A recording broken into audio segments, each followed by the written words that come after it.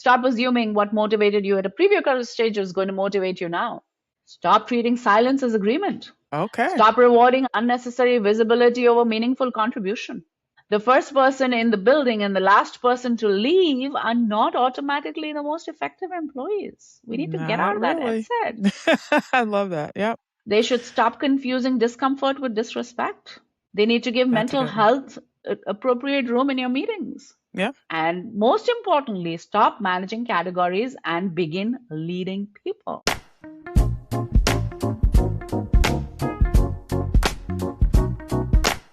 Welcome to the table. I'm Bridget Johnson.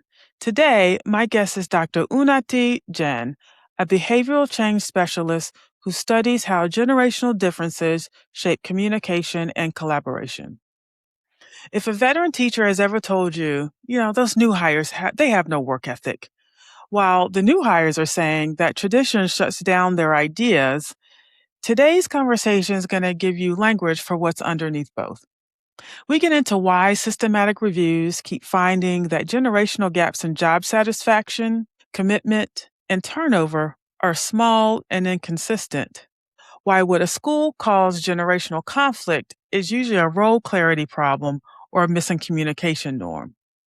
And the questions you want to be asking your team this week. Where does communication break down? Which expectations are unclear?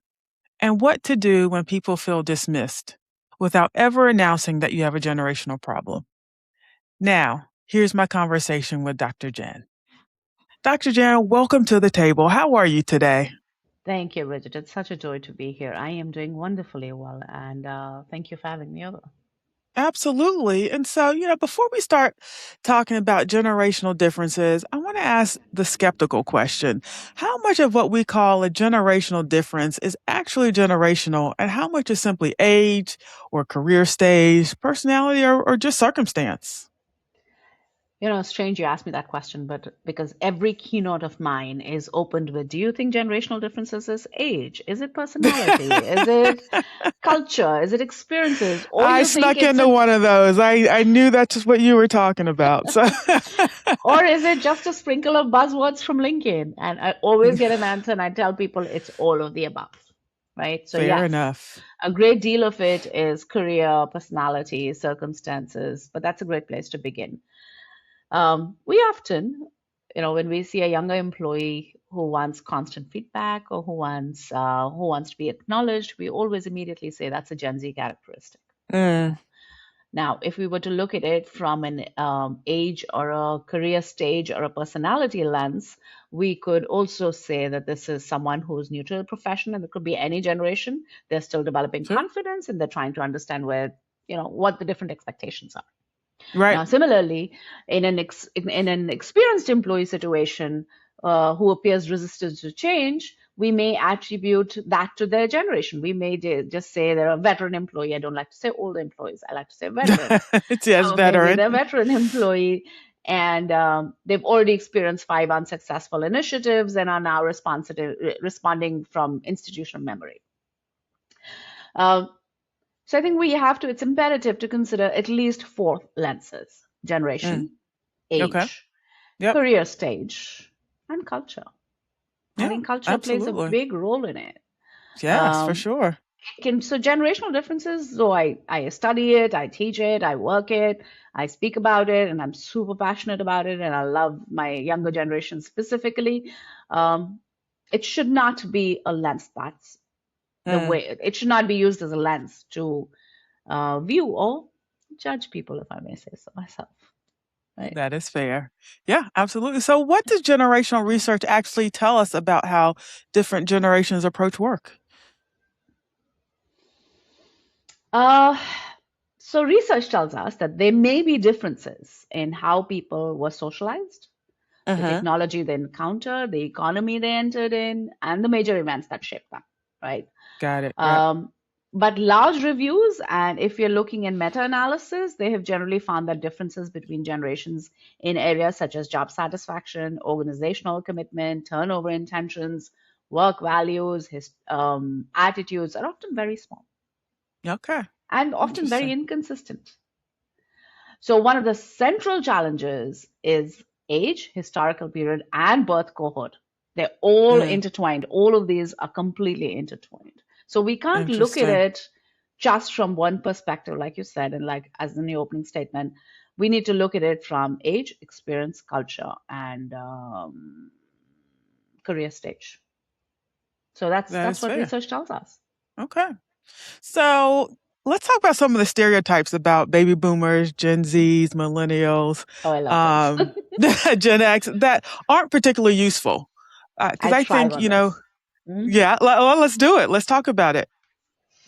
So I think I'm going to take baby boomers first, my Okay. favorite generation. Why? Because they are the institutional knowledge, right? We have to keep Yes. that in mind. And when people say baby boomers are resistant to technology, I don't think that's a useful comment. I think they've Mm, adopted several enormous technological transformations and during their careers, and they yeah. have worked well. Now, do we have exceptions to the norm? Of course, we have exceptions to the norm, but is it fair to put them in a basket and say these are baby boomers? No.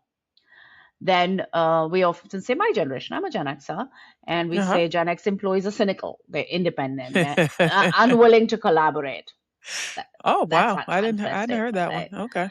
Um, then let's take millennials. Millennials are described as entitled, disloyal, expecting promotions without earning them. Mm, Yet, we have to note that many have entered the workforce during economic instability. They carried significant educational debt.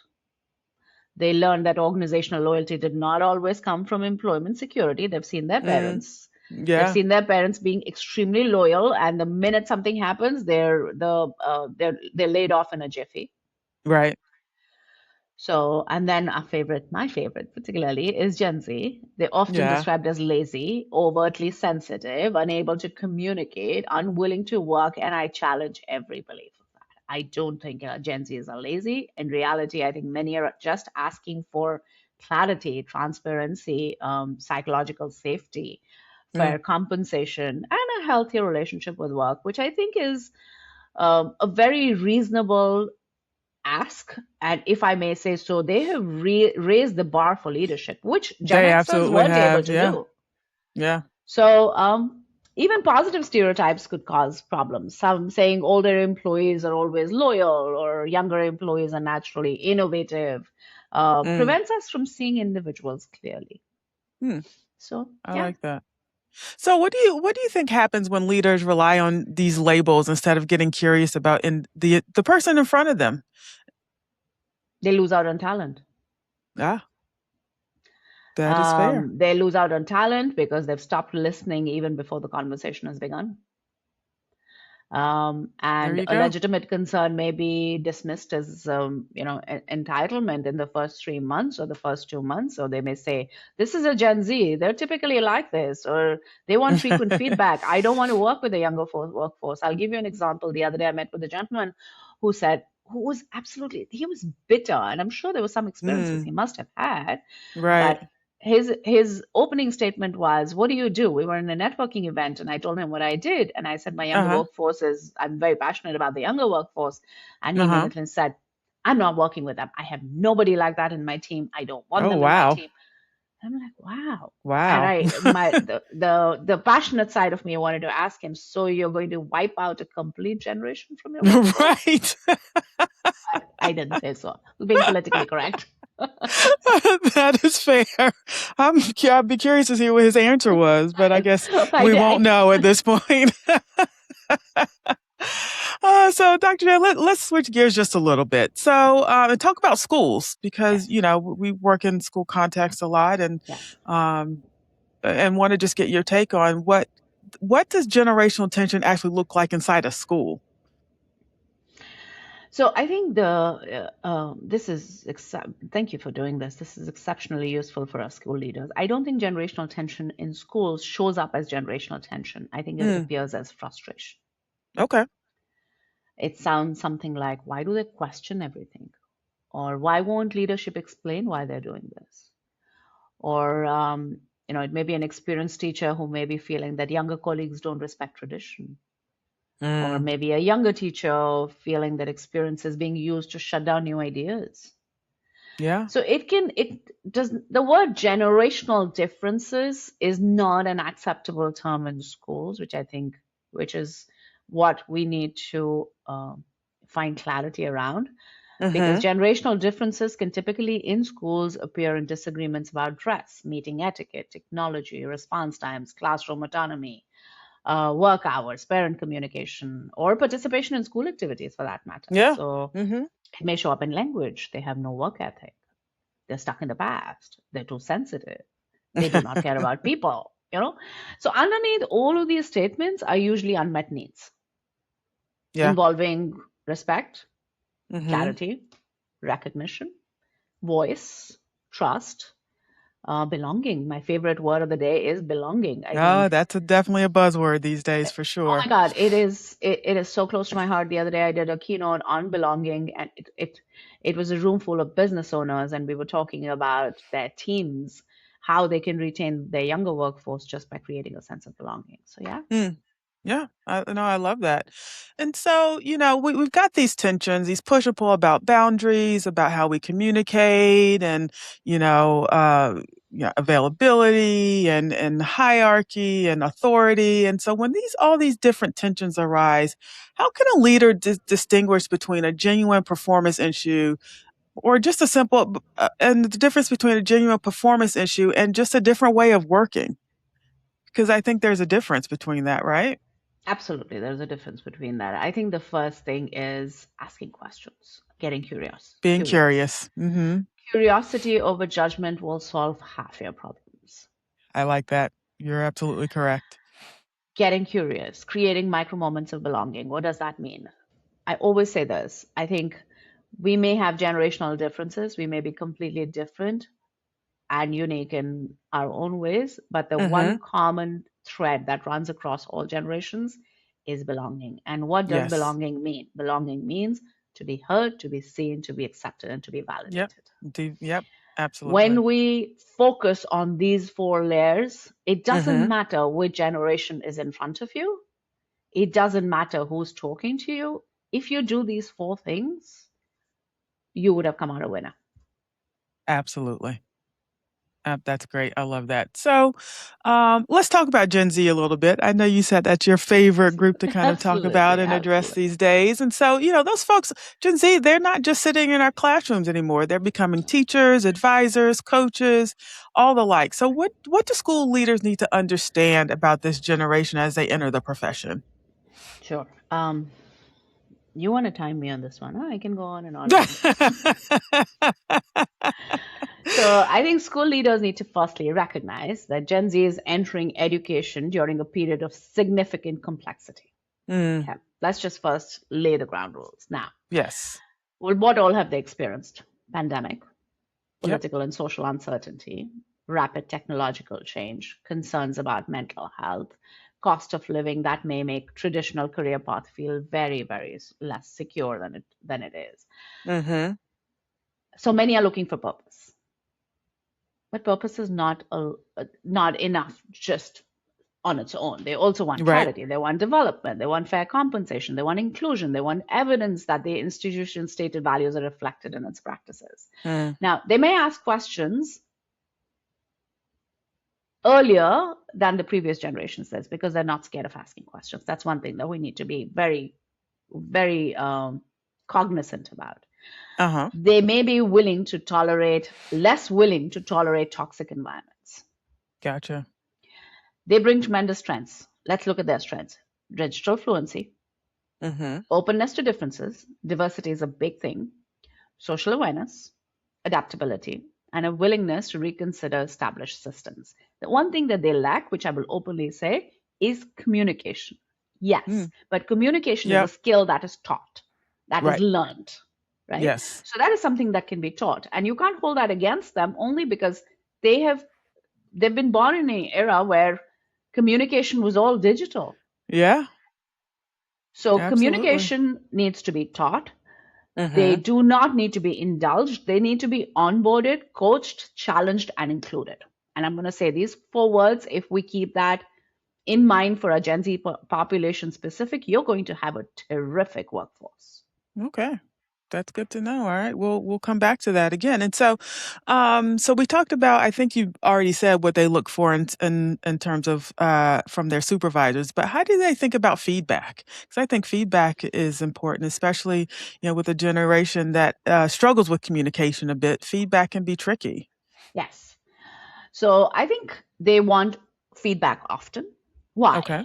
First, they live in an instant gratification world. Let's admit this. They want instant gratification. One of the tools Yes. that I always give to organizations and schools is lay out your ground rules with Gen Zs when you onboard them.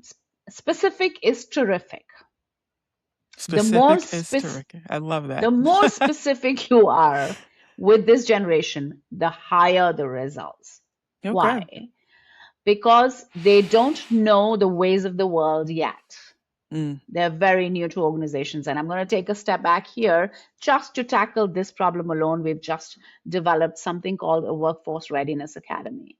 It is a Okay. 12-module training program where we teach our younger workforce getting out of college straight into the workforce how to dress, how to communicate, what is emotional intelligence, what does respect look like in workplaces, what does trust look like in workplaces. So we're picking these people up, putting them in the workforce, giving them the right tools, the basic tools that our managers or our school leaders are saying that they don't have, the younger Mm. teachers don't have.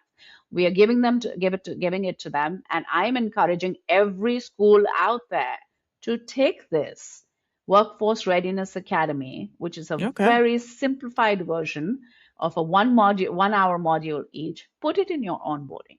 Mm. Half of your problems will be wiped out Okay. because before the person comes in, if you make this a mandatory training in your onboarding, you won half the Mm-hmm. battle with your younger workforce. Oh, there you go. I like that. That's great. So I don't know if I answered your question on feedback.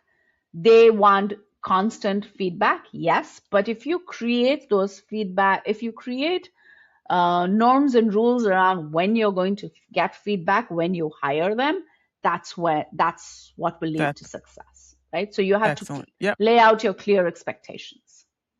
Yes, absolutely. And so, what role do purpose and values play in how they think about work? Oh my God, your questions are good. Um,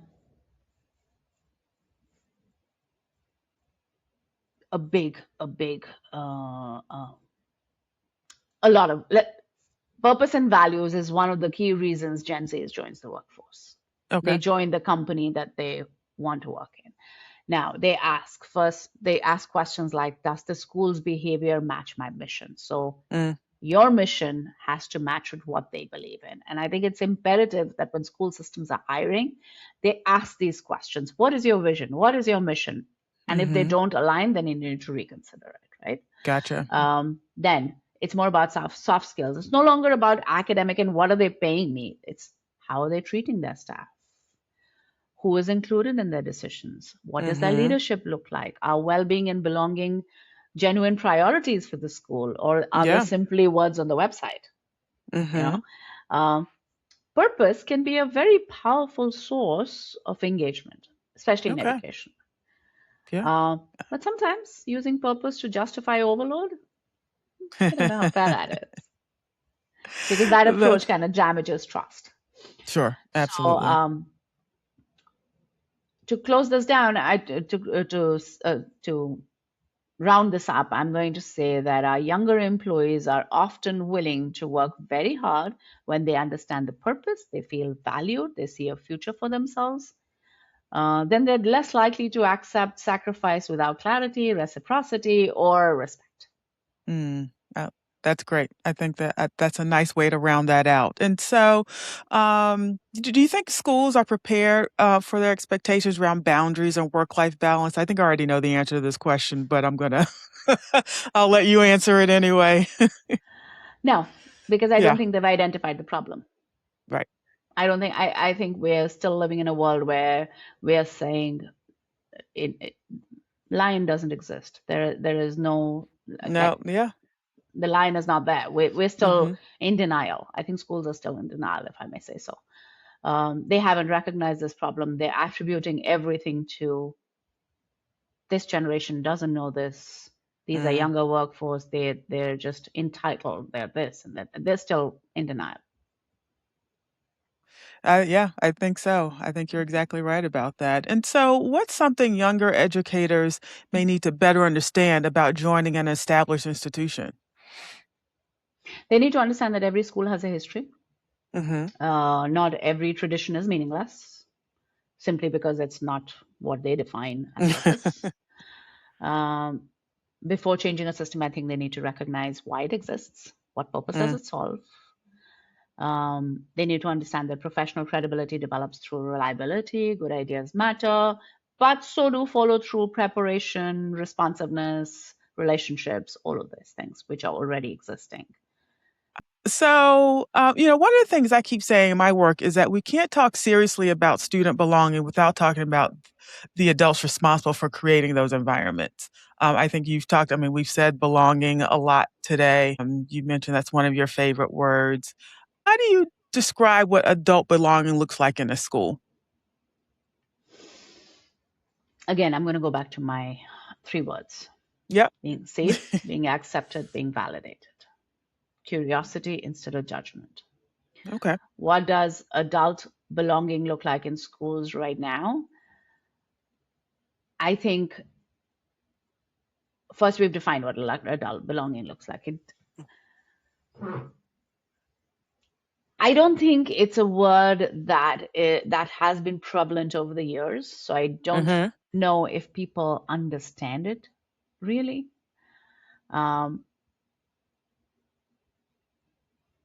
I think the adult belonging teachers need to feel and know that they matter, they are Yeah. known, Mm-hmm. their contribution matters.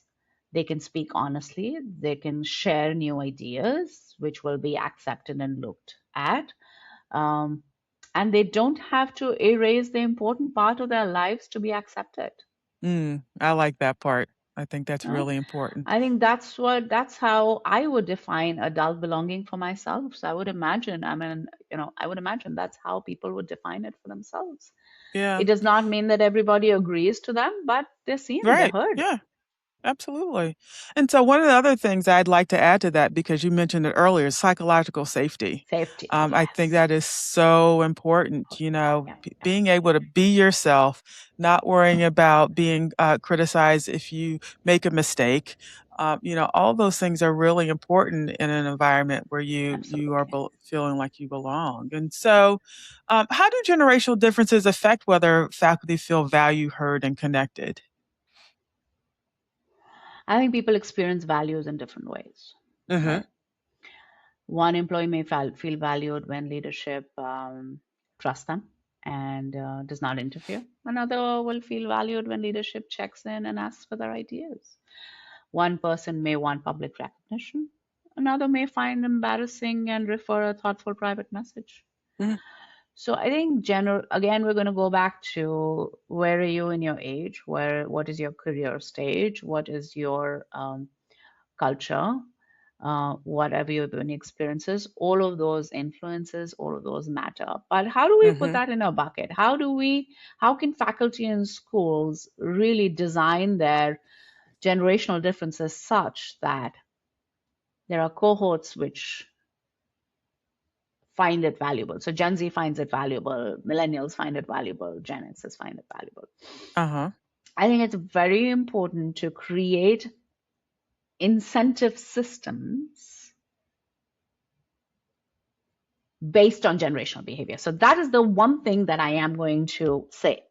For Okay. instance, a Gen Z will value a gym membership, whereas a Gen X will value a retirement plan.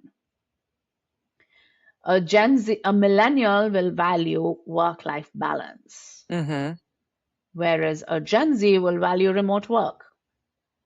Designing your incentives and the way we work in schools based around these behaviors is a very low-hanging fruit. Yeah, but some people might say, "Oh my God, now that seems so complicated. Now, how am I giving people a survey? Like, how am I supposed to? What's the first step? Because that feels a little bit overwhelming." That's why people like me are in business. Well, there you go. So I think that's a nice segue to talk a little bit about what you do. I know we're going to do it later, but tell us what you do, Dr. Jan. So I will come in to schools. I do Mm-hmm. gap analysis. I go into schools, organizations. I sit with leadership and we do a gap analysis. How do we do the gap analysis? We will sit with leadership, ask them, have conversations with them, based on an assessment, we will identify what are their problem areas. After we've identified that, we will do a gap analysis. Based on that gap analysis, we will send a survey out to their team or to their staff. After we get results back from the survey, we will design tools for leadership along with leadership and come in as a trusted partner to execute that strategy with them. So first we'll give Okay. them tools, we'll execute the tools with them. Based on that tools, we'll create strategies with Okay. them over 6 or 8 months. And then after that, we will, when we leave them after a year, 8 months, whatever the school are willing to keep us for, consult for, and then we will give them a strategy on how they can continue based on that analysis that they had with us. Okay.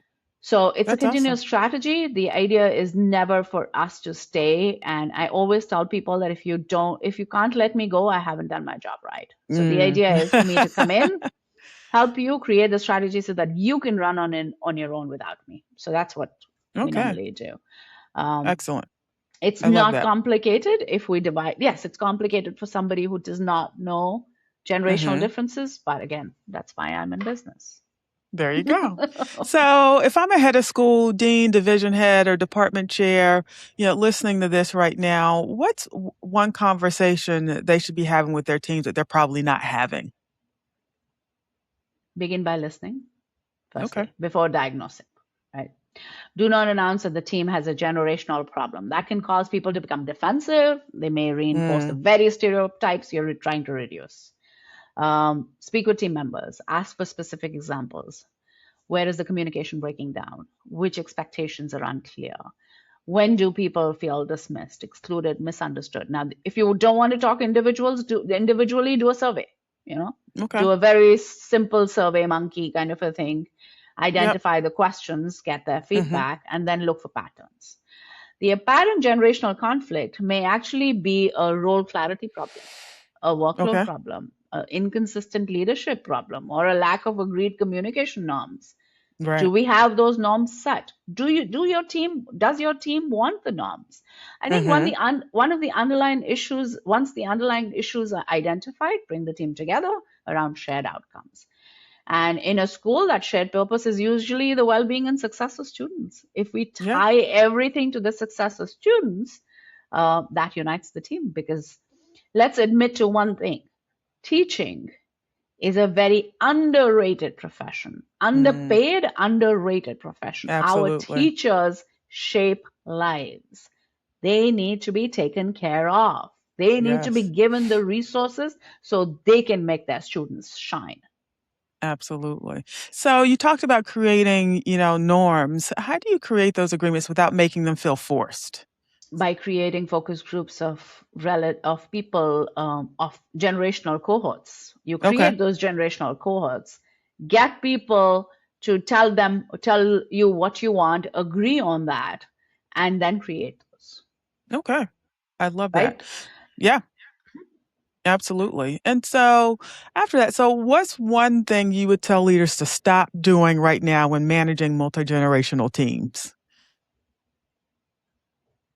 Stop using generational labels. Stop judging people based on generations. Stop saying Okay. that's how a Gen Z is, or how boomers are, or even when saying jokingly, these comments shape culture of the school.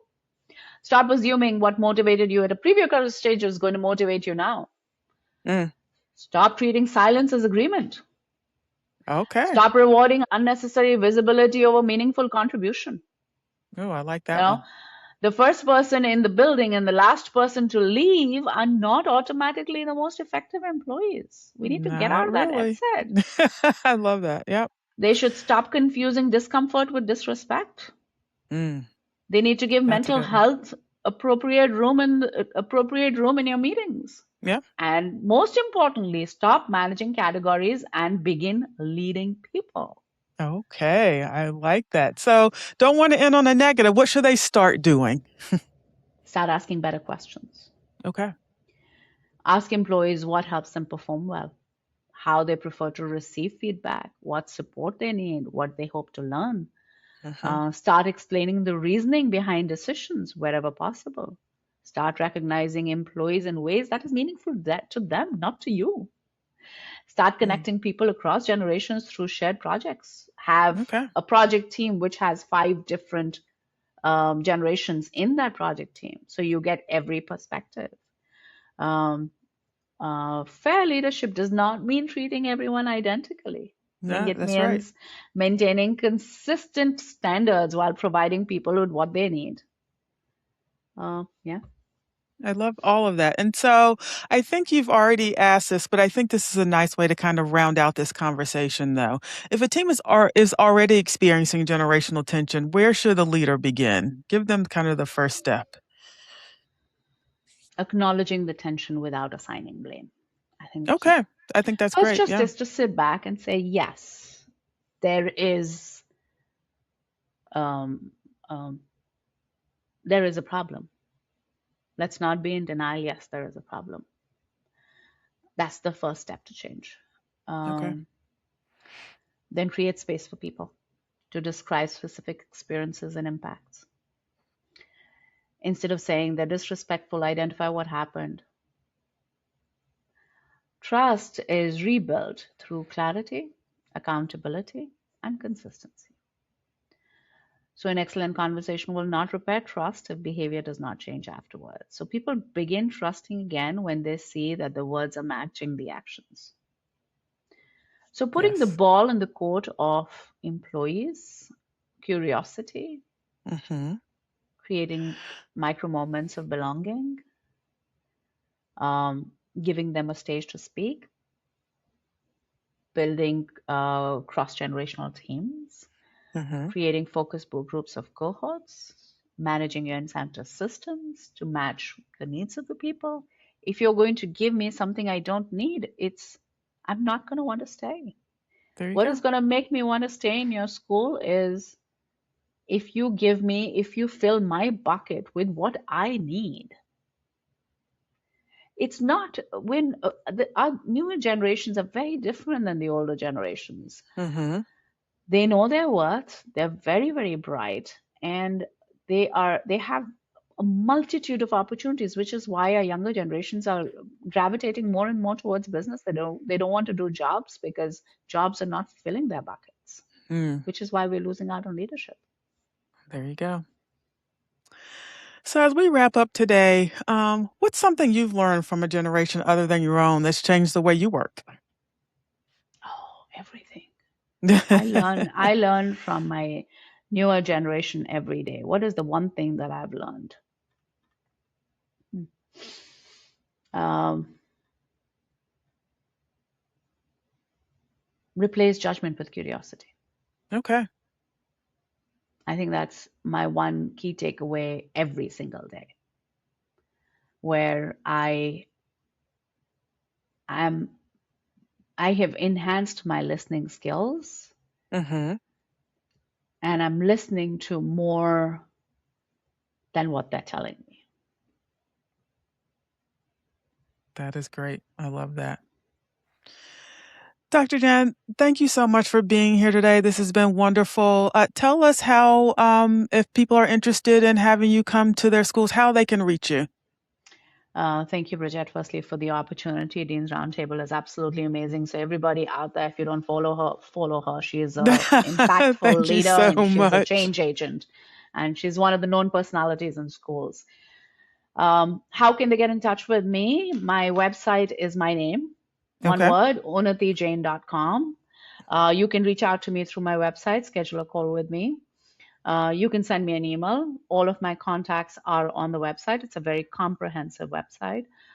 We do tailored programs. One of the two programs that I am going to promote here, Bridget, one of them Hmm. is we've just launched a generational diversity training program. It's for leaders. It's out in the market. We launched on July 1. It's again a 12 module program, very intensive. which will give your leaders the tools to handle a multi-generational workforce. I love So that. I urge you to reach out to me, and I'm happy to share that with you too. We've launched a Workforce Readiness Academy, and this is for your younger workforce to teach them everything that they need to know from college right into the workforce. They step in and they're ready to go. We're arming them with tools. So go onto my website, look at my website, schedule a call with me, reach out to me, and I will tailor a package based on what your needs are. I can Awesome. do keynote speaking. I come in and I work with your leadership alongside. So yeah. Okay, wonderful. And so, Dr. Jan, I really appreciate the way you've helped us think about generational differences, not as labels or stereotypes, but as an opportunity to better understand how we communicate, work together, and also build stronger communities. I'm so grateful for your time and your insight today. Thank you so much. Thank you so So, much, Bridget. absolutely. And so, folks, if you want to learn more about Dr. Jane's work, we'll include information and links in our show notes. And if you're not already following us on Instagram and TikTok, search for Dean's Roundtable on both platforms. We'd love to see you there. And if you're enjoying the table, please subscribe, share it with a friend, or leave us a review. It really helps people find us. But most importantly, thanks for pulling up a chair at the table today. I hope this conversation gave you something to think about, or maybe even something to try with your own team today. And as always, take care of yourselves, take care of each other, and we'll see you next time at the table. Have a good one. Thank you for joining us for this episode of the Table Podcast Series. Is your student life program delivering on your mission? Our new K-12 student life assessment moves you beyond anecdotes to evidence-based decisions. Through comprehensive stakeholder surveys and expert analysis, you'll get concrete insights across 8 essential dimensions of student life, from culture and wellness to staff effectiveness and resource allocation. We're seeking founding partner schools to be the first to experience this transformative assessment process and help shape the future of student life evaluation. Today's episode was hosted by Bridget Johnson in conversation with Dr. Unnati Jain. Produced and edited by Andrick Sigmund and music by PremiumBeat.com. For any questions, contact information can be found in the episode description. And, as always, thanks again for listening.